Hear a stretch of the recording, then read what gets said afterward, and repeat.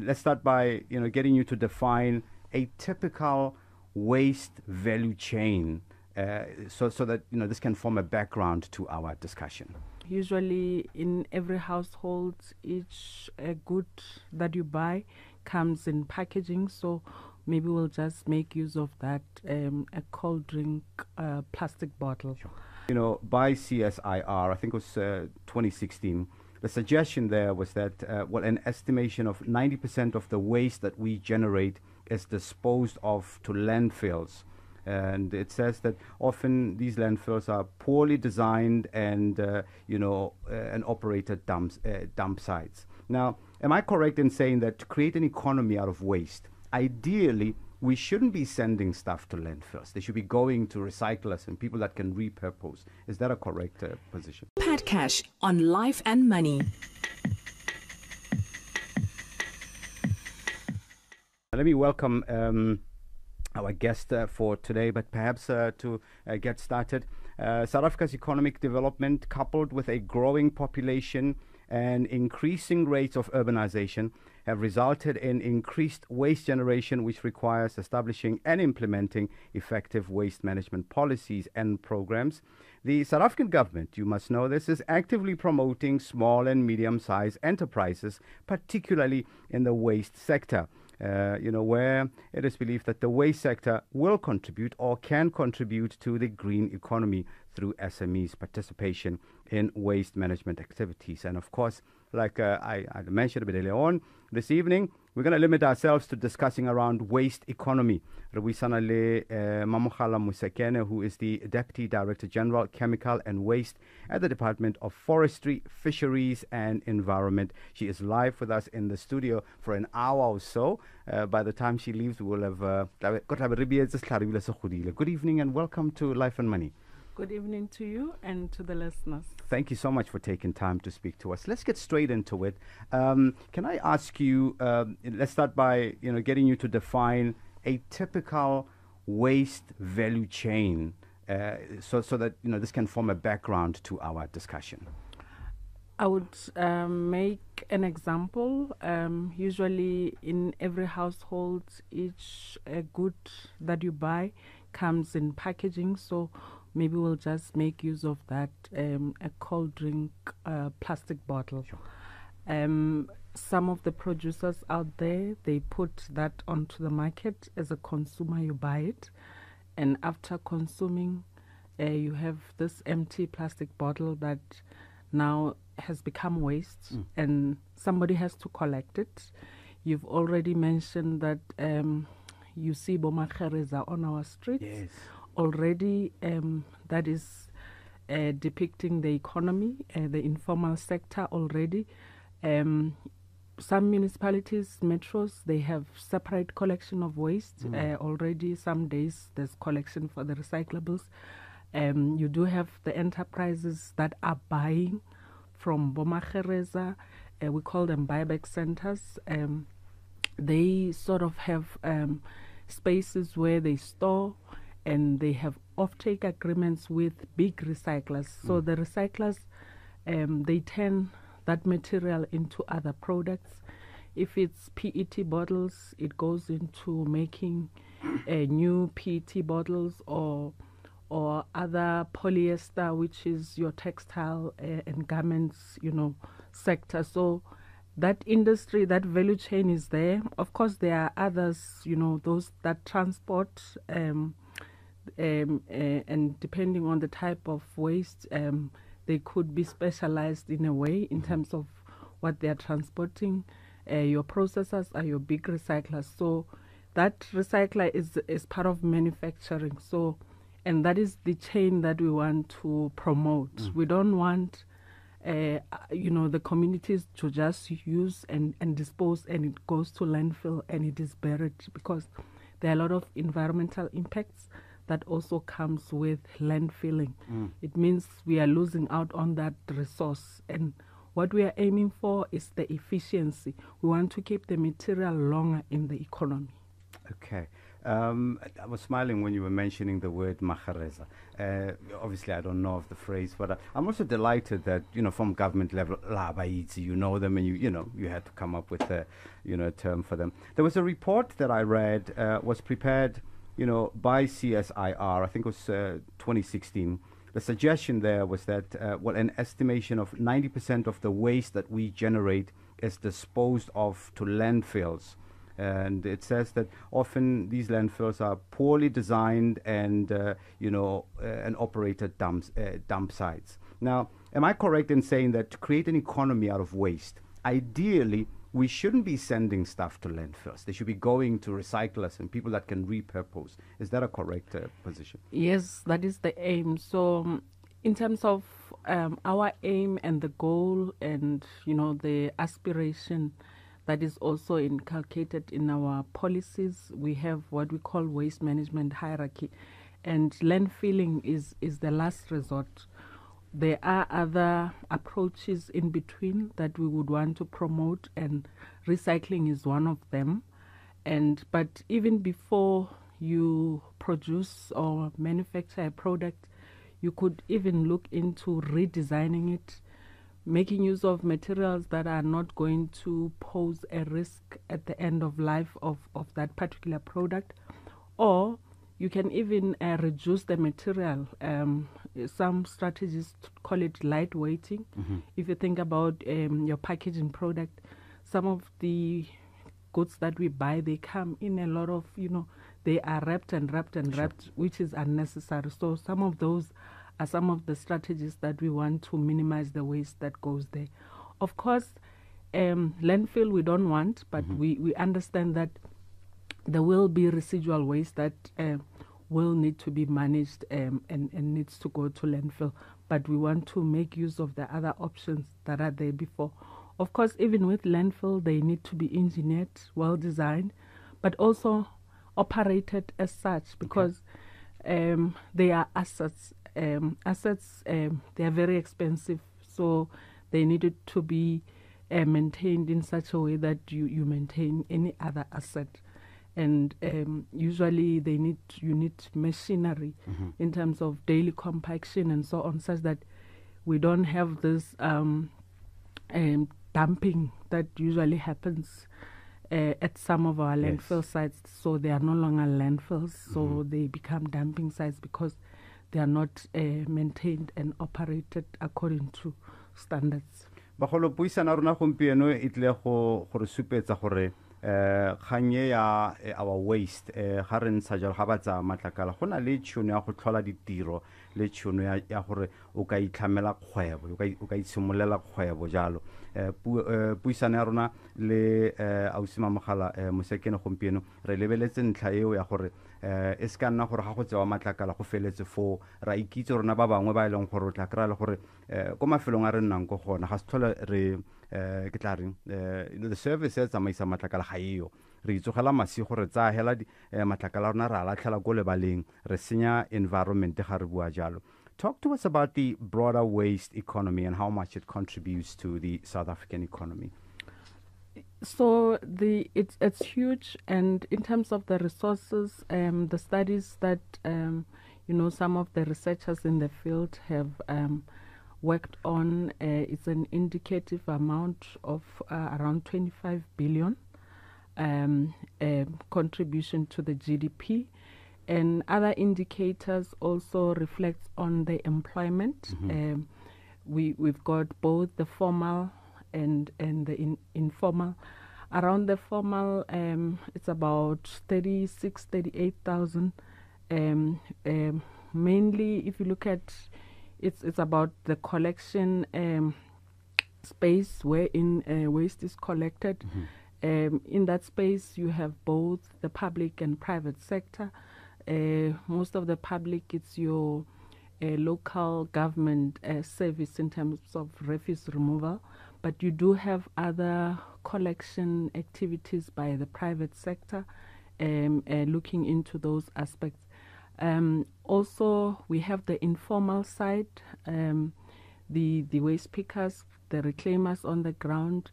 It's over 90,000 of them out there. And we are working as a department to also, I would call it, integrate them into the waste management system, such that you know about them, who are they, and they can also get the necessary support from government and also from the industry. I'm saying this because as government, we have introduced a legislation that talks to a polluter pay principle. And in this case, polluter, we are referring to the producers of the products. These producers are the ones that put these products onto the market.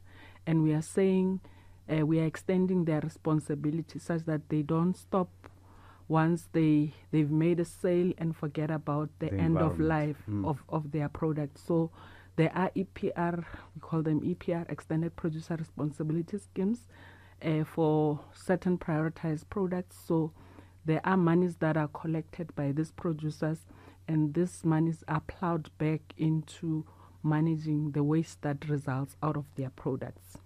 We're going to take a short break, but before we go on a break, I want to put this question to you. There's a view that says that South Africa will never achieve the full potential of a recycling or secondary resource economy if municipalities do not get the basics of waste management right. I'd love to hear your view when we come back from the break.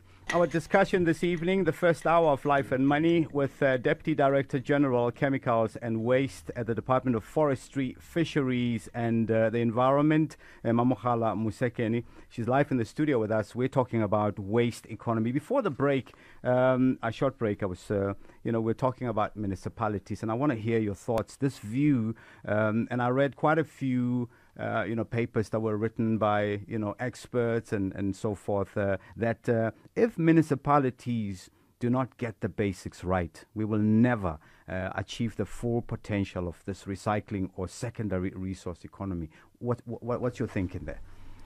Of course, it is necessary that the basic services that are meant to be delivered by municipalities are implemented, and in this case we're talking about refuse removal.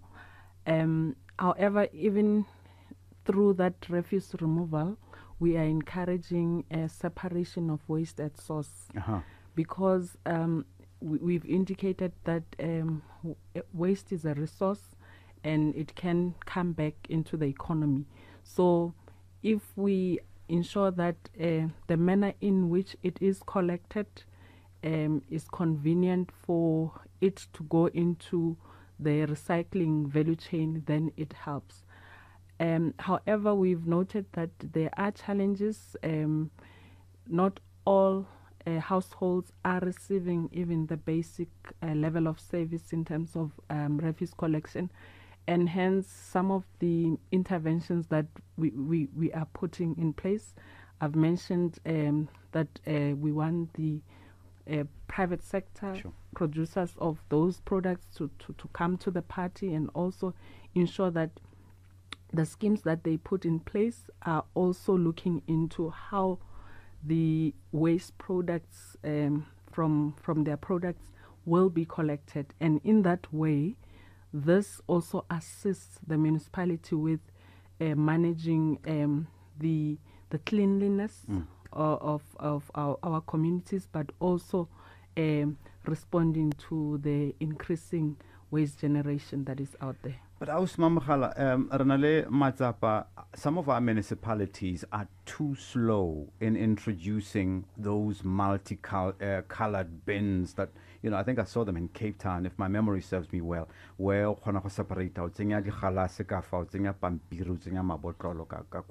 I mean, do you have any idea why this rollout, which is very important, we could achieve a lot more progress, why is this slow?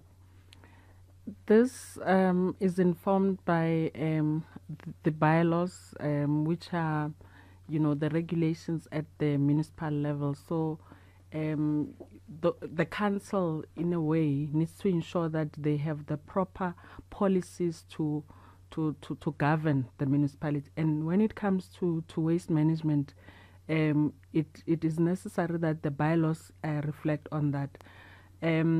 one of the issues that usually is put forward in terms of not wanting to maybe have separate bins in one household is that it means you will have an increased budget in terms of running your logistics in terms of collection. So hence, partnership with, I would say, the industry. Remember the industry, you can have the formal industry, maybe that might be working through a contract with the municipality or not. You might have your a waste picker who is working informally in that area. So those are some of the approaches that could be employed, because it doesn't have to come at a cost for the municipalities, depending on the volumes, because it then becomes a volumes a business issue in terms of whether it makes profit for whoever that is going into that space. Well, fair enough. I think all municipalities could heed this, and if it's an issue of bins, maybe you could give residents those different colored plastic bags, so to speak. It sort of makes the job easy, because at the end of the day, when we put out our bins outside, and waste pickers will have to go through the rubble and so forth. But nothing stops us as private citizens from organizing ourselves, I suppose. So let's talk about ideas for waste management business. So I counted about 12, and I'm sure there's more. Paper, plastic, rubber, glass, scrap metal, composting business, recycling, construction, waste business, and something called e-waste management business. Computer, the gadgets, the phone. This could be your business as well. Babangwe, they're recycling furniture. Babangwe, medical waste recycling business. Euraisi, the sanitary pads, the maman zakudi petlele jalo. Waste to energy facility and mobile toilet rentals. So next question really is about the barrier of entry in the waste economy. Is it high? Is it a difficult business to get into? So it's really dependent on which part of the value chain you want to operate from. If when you start with collection, it's not that high in terms of the requirements. That's why even the informal sector, you find a whole lot of enterprises, even though it might just be a one-woman show. Sure. They are in that space. But as you go high up in the value chain, if you're starting with collection, you might need transport. So you have maybe a person with a bakkie that transports whichever waste. It could just be the recyclables that we are used to, the ones that you've mentioned, or even waste oil, because there are those industries that buy waste oil and use it in their processes. So depending on where you are in the value chain.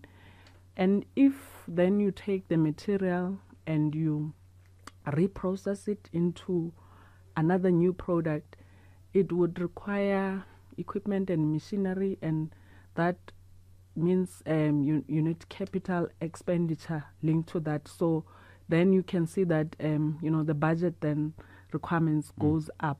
So depending on where you want to, but of course it means even the more you invest, your profit margins are also going up, and the competition there might be low in terms of those that are participating in that space. So there are those considerations. As a country, and one wonders how we work water recycling. I mean, one understands that there are numerous opportunities for water recycling and reuse across various sectors. I mean, including industrial, agricultural, and domestic use. But the question then is, can this function ever be privatized? Because at this point, I think municipalities are talking about the safety, or will this be strictly their domain where it's currently functional, if anywhere at all? So with wastewater recycling, there are already mining houses already in Emalahleni area, wherein because we are a water scarce country, those mines saw that there is an opportunity to treat the wastewater coming out of their processes to a standard that it can go even be considered for use in other industrial processes. So wastewater recycling is already there. It's an opportunity.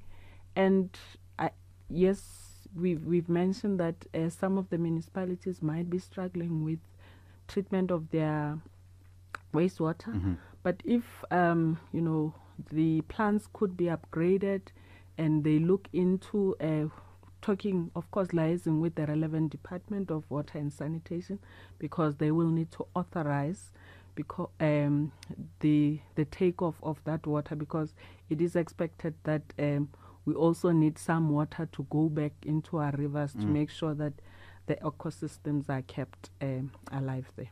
Mamogala, a re bue gape ka kganye ya waste to energy.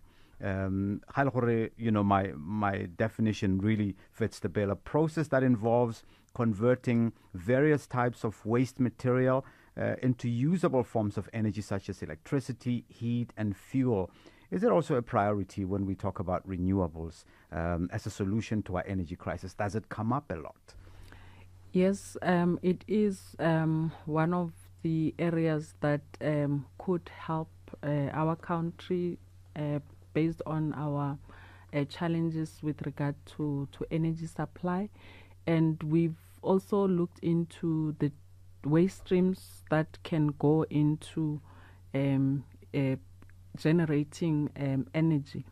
One of those is organic, and with regard to organic, we are also talking about the waste streams coming from your food waste. If those can be processed, they are able to generate biogas, and this biogas, of course, it assists us. It can go into whichever systems that can provide heat or some way of energy generation that is required. So we do have even the wastewater treatment works where the sewage sludge, depending on the design, it can be upgraded where you can have digesters that also contribute towards harvesting the biogas that we can get from those as well.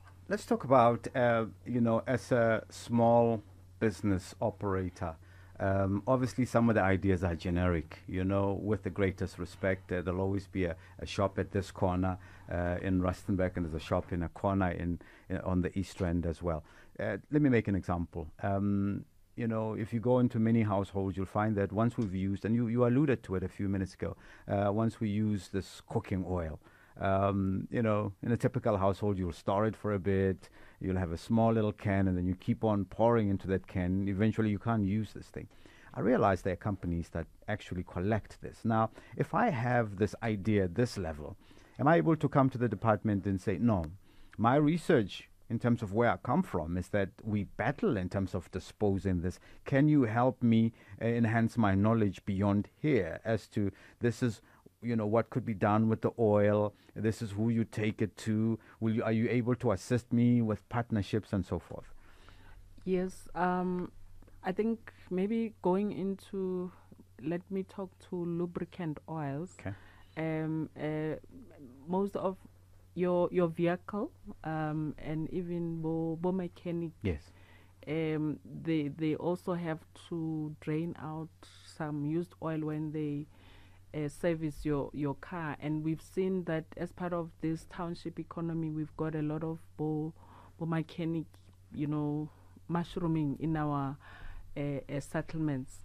There's also an opportunity linked to that because there is a market for used oil. And already, if you think about the value chain, that basic process that we've talked about, if you are there at the bottom, you can start by collecting. And in this space already we have what we call a producer responsibility organization linked to that extended producer responsibility that I mentioned earlier on. The producers of these oils. Now I'm talking about, I don't want to mention names because, you know. All of these brands that produce this oil. Yes. Yeah. So they've come together and formed an organization that will look after, you know, the waste oil of their materials at the end of life. And this organization is called Rose Foundation. Yes, I saw them recently. Yes. Yes. So they also are supporting enterprises. I'll give an example of if you are thinking of joining that business, you can give them a call. If you already have a bakkie, they have some startup equipments that they could help you to fit to your car, some basic training that they can take you through, such that you are able to be a registered collector with them, and then they could you can look into, you know, the footprint, the area where in you are able to service the area in terms of waste oil collection. So there are opportunities in various streams. You've mentioned electrical and electronic equipment. There are also those organizations that are entrusted, and already the producers are paying a fee to these organizations to ensure that their waste materials are collected. So as a department, we also monitor them in terms of increasing recycling of those materials. Mo puisanong e nngwe le nngwe go na le sengwe se o itseelang sona e ke ame kore ka moso ga mongwe a tla mo go nnang thare no I'm looking for a business, ga ke na di-ideas, ke tla mmotsa ka lenaneo la gompieno. Ba teng ba the Rose Foundation, ke ba bone maloba ga ile gore go bo mechanic ko metseng kwa di-workshop jalo ba dirisitse oil ano ga le itse re dira yang ka oil eo e ka nna an opportunity ya wena o tsena mo yona ga ile gore na le sejanaga jalo o itseele oli ele batla go bontsha gore go ya kae wa bona mosola gore re buele ba lefapha bana ra itumela aus Mamogala a o berekile ka tseno mo matsatsing a mangwe wa bereka mara ka tseno gona no. Let's talk about you know the SMMEs in the waste economy. So of course we talked about Bomagereza because they can just be a one woman show, but they are also part of it. But mainly in our, as part of the township economy, we have buyback centers. Some municipalities have got you know, facilities, so it's a fully fledged building, and where the Bomagereza or any other, even you as a resident, you can start collecting, and then you go to that buyback center to sell off the items. These buyback centers, you can have them as you know, stationary in a facility, but also mobile, where you know, the trucks come in. There's a schedule where people know that in this area a truck belonging to whosoever comes in, and they buy these materials from you. There are those that because waste also requires space in terms of storage and baling, meaning when it comes, because some of your, if you think about your cold drink bottle, once you've consumed it and you have not compacted it, there is that space in there. So at you know, some of our material recovery facility, they sort of reduce the volume such that when you transport, you don't just transport empty air. So there are those opportunities in terms of material recovery facility where then it serves also as storage, and you can be able to store waste there. Processing, manufacturing, depending on the type of waste material that you're doing, mostly with plastics. There's they take it through washing and then pelletization. Pelletization is just to reduce it to small pieces that can go into other, different processes depending on what product you want to manufacture from there. Let me give you this piece of information. A study conducted in 2017 revealed the generation of some 121 million tons of waste. Now, this increase is exacerbated by uncontrolled urbanization, exerting pressure on municipalities' capacity to deliver adequate services. Now, statistics indicate that an average of 62.7% of household waste in South Africa is collected by local authorities, with 84.5% generated in rural areas and 12.5% in urban areas. Nekere morago ga puisano ko ke tswang ko teng ko Rustenburg ne ba tsa matlakala gompieno mosadi wa nna go tsosa phakela o ntshitse dustbin after today's discussion we need to talk ka gore ga se dustbin ele ke gona le there's a business there gona le gore re ka tlhola ditiro. Thank you for staying with us. Just before the break, I wanted to check if the Department of Forestry, Fisheries and Environment, do you provide any assistance for SMMEs in the waste economy? Yes, we have a program. We refer to it as Recycling Enterprise Support Program. It focuses on startups in terms of the support, but also existing small, medium enterprises. What we do, we go out on an open call and we publish it on our website and also in the tender bulletin.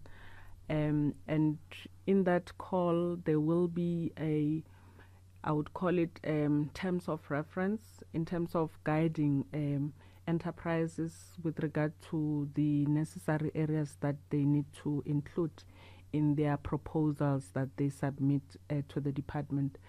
On our recent call that we did, we've got 32 enterprises across the country that we are supporting currently, and given the footprint of the station, we do have enterprises in Rustenburg as well. We do have also in Gauteng and also in the Northern Cape.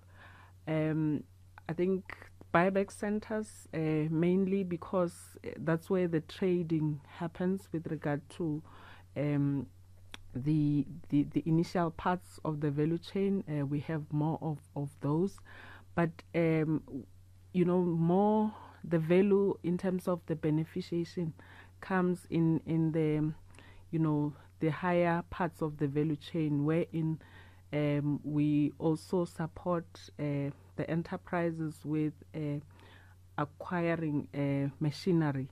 This machinery, depending on the material that they are focusing on, it can help them to make other products. Others are manufacturing bricks from some of the waste materials, and different products, especially plastic, because it's an area of focus given the plastic pollution that is posing a threat to our environment. Even car tires. Car tires, yes. In fact, with car tires, for those that were not aware, the National Treasury, through our South African Revenue Service, there is a levy that is levied on each tire that is being bought, and that levy, some of it, it's plowed back, soft earmarking, so they refer to it, and it goes into the management of the waste tires at the end. And some of the products that are made from waste tires, we have pyrolysis that gives rise to new oils that can be used, or other products that are used, especially the jungle gyms that uses waste tire material. So you're saying if I'm an SMME and I'm looking for funding, I should rather wait for the call for application instead of cold approaching the department? It's better to wait for the call, given that we want to ensure that there is openness and transparency in terms of how this SMMEs are supported, because otherwise it would be tricky to manage if you just come Sure. and then it's unsolicited. No problem. And just lastly, how do we compare as a country with other developing countries in terms of our waste recycling best practices? I'm really hopeful that we're up there and we're doing a lot better than. So I think in terms of some of the materials, plastic bottles, we are doing fairly well. And this is because some of the producers even came together even before they were compelled by legislation. So that helped to give us a head start as compared to others. But now that at a global level currently, now I'm looking specifically at plastics, given the pollution challenges that are also threatening our oceans, ecosystems. The world is coming together to make sure that we control this plastic pollution at a global level. It's going to compel countries to ensure that producers are held accountable. So in that line, South Africa, we are ahead. We've started in 2020 already compelling producers of plastic packaging to ensure that they provide EPR fees to ensure that at the end of life of plastic packaging, we can be able to manage that. And I think you might be aware, depending on age, people that, the plastic bags, there was a time when consumers get them for free. But because they became a problem with regard to litter, a levy was introduced, and also a price in terms of to control such that you don't just get them for free, and that helped the environment. No, ausi Mamogala o bua le motho e leng gore re ba lebane re gote ka laboraro le tle ka dithini ko sekolo. Yes. So I come from that space, and look, I mean, that was a lesson in recycling that wasn't really taught well. I think the schools meant well. It's the punishment aspect of it where they kind of lost it. But now we understand, there is an opportunity for us to rid the environment of some of these items that cannot go to landfills. There's money to be made out of it. We've seen the lorries that carry all of this compressed material, from boxes to papers to, to tins as well. And one has been wondering in that space as to, okay, God, I see Bomachereza picking up this stuff, and that's fine. We can do that ourselves. But and where do you get assistance? And talking to you today says that we should keep our eyes peeled, look at your socials and your website, and maybe one should register there as soon as there's an announcement. Obviously their proposal. Let me thank you, for coming on to the show. We could go on for another 10 minutes. I don't know if I could just trick you into maybe revealing if the minister will be recycled. I doubt it. I don't think you want to talk about that. I knew she wasn't going to get involved in there. But thank you so much. Let's talk a lot more. It's a department that does a lot of work, a lot of good work.